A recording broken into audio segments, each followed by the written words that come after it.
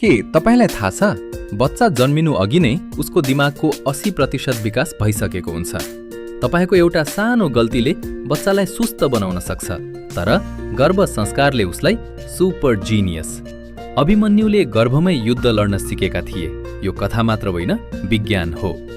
यदि अहिले ध्यान दिनु भएन भने पछि बच्चाको जिद्दीपन र कम आइक्यू देखेर पछुताउनु पर्नेछ।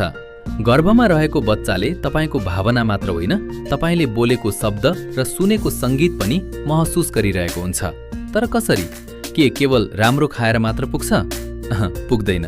के चाहिन्छ त त्यसो भए? विज्ञान भन्छ एपिजेनेटिक्स।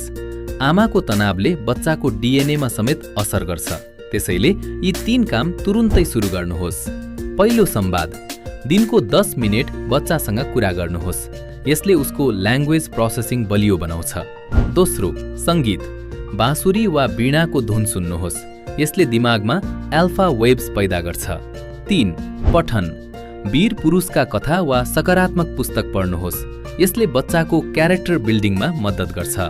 अध्ययनले देखाएको छ कि गर्भ संस्कार गरिएका बच्चाहरू अन्य बच्चाभन्दा बढी शान्त, आत्मविश्वासी र तीव्र बुद्धिका हुन्छन्।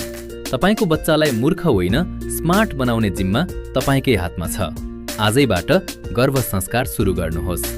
अर्को भिडियोमा म बताउने छु गर्भमा बच्चाको दिमाग तेज बनाउन आमाले कस्तो खाना खानुपर्छ।